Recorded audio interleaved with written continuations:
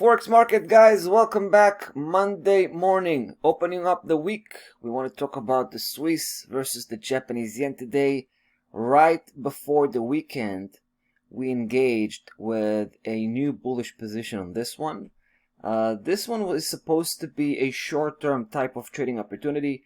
You probably remember the situation here, right? I mean, we had a very successful bullish campaign leading to 113.63, right? That was a while ago. Now, even though we had that bullish campaign aiming at 113.63, we also suspected that price was going to go higher, right? We thought it was going to go all the way to 115.25, and when it didn't, right, when price came back and crossed back below 113.63, we knew that price is going for a bit of a technical correction. There was no way for us to know, how deep the correction is going to be, so we got out. But we kept an eye on this one in an attempt, with intentions to come back, to reestablish that bullish position. All we needed is a solid proof, that price was done with that technical correction. It came back up.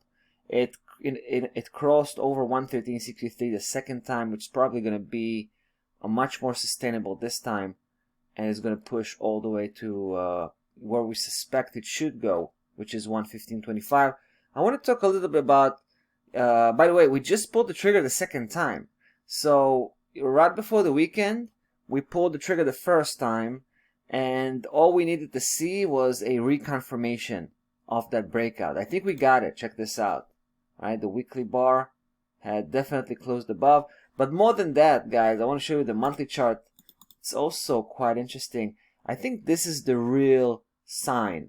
I mean, this is the strongest sign that we can pick up from the Swiss Jap.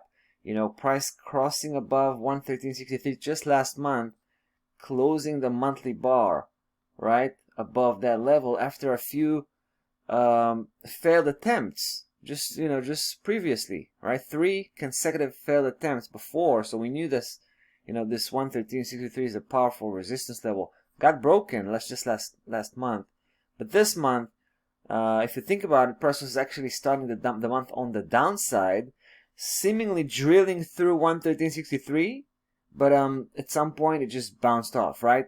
So it already reconfirmed that breakout. Interesting stuff.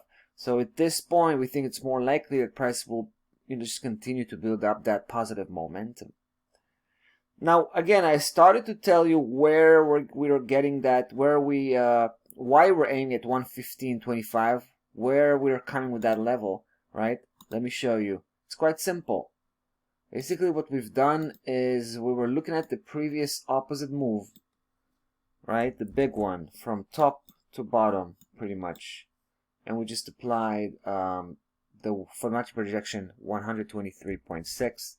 So that's how we came up with that number. 115.25, primary target and final destination. Beyond that point, once we tag that point, we're out.